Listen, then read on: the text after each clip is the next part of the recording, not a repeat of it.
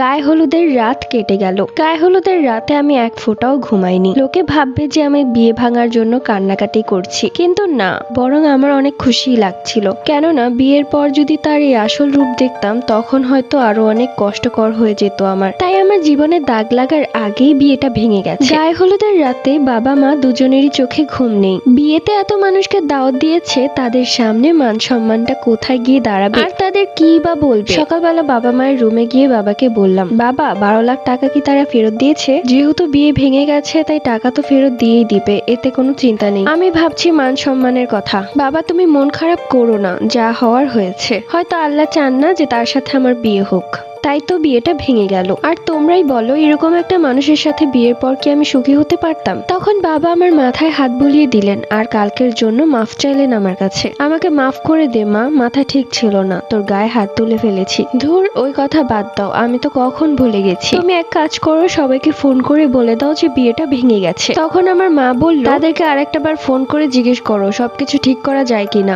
সবকিছু ঠিক হলো তো আমি এখানে বিয়ে করব না মা, তুমি কেন বুঝতে পারছো না? এইরকম একটা লোক কখনোই আমার স্বপ্নের মানুষ হতে পারে না। এরপর সেখান থেকে চলে আসি নিজের রুমে। আস্তে আস্তে সবাইকে জানিয়ে দেওয়া হলো যে বিয়ে ভেঙে গেছে। আমার বান্ধবী মমিতা আমাকে ফোন করে, কিরে নূপুর, কি শুনছি তোর নামে, তোর নাকি বিয়ে ভেঙে গেছে? হ্যাঁ ঠিকই শুনেছিস, আমার বর অ্যাক্সিডেন্ট করে মারা গেছে। দোয়া করিস যেন আল্লাহ তাকে জাহান্নামে পাঠায়। এইগুলো কি বলছিস তুই? আমি তো শুনলাম অন্য কথা। তাহলে তুই জেনে শুনে কেন আমাকে জিজ্ঞেস করছিস? তোকে আমি সান্ত্বনা দেওয়ার জন্য ফোন করেছি, থাক মন খারাপ করিস না। একটা বিয়ে ভেঙে গেছে তো কি হয়েছে, আবার বিয়ে হবে। আজব, আমি কেন মন খারাপ করব, বরং আমি অনেক হ্যাপি। দেখতে দেখতে কেটে গেল 2 দিন। তারা এখন পর্যন্ত আমাদের দেওয়া 12 লাখ টাকা পাঠায়নি, যার কারণে বাবা তুষারের বড় ভাইকে ফোন করে। তুষারের বড় ভাই ফোন ধরার পর বাবা বলল যে যেহেতু বিয়ে ভেঙে গেছে জান্নাত ব্লগার পাঠিয়ে দিন। তুষারের বড় ভাই বলল যে পুরো টাকা দিতে পারবে না, তারা খরচ করেছে। তারা 8 লাখ টাকা দিতে পারবে, বাকি 4 লাখ টাকা পরে দিয়ে দিবে আস্তে আস্তে। বাবা একদমই রাজি না, বাবা বললেন পুরো টাকাটাই ফেরত চাই। তখন তারা মিষ্টি গলায় কথা বলতে শুরু করলো। তখন বাবা বলল যে পুরো টাকা না দিলে আপনাদের নামে মামলা করব। এক পর্যায়ে ভয় পেয়ে যায় তারা এবং সন্ধ্যায় তুষারের বড় ভাই এসে পুরো টাকা ফেরত দিয়ে যায়। আমি মাকে বলেছি আসলে যেন এক ফোঁটা পানিও খেতে না দেয় তাকে। এরপর টাকা দিয়ে সে চলে যায়। পরের দিন সকালবেলা আমি কলেজে যাই। ক্লাসে গিয়ে দেখলাম প্রায় রিয়েল আইডি জান্নাত ব্লগার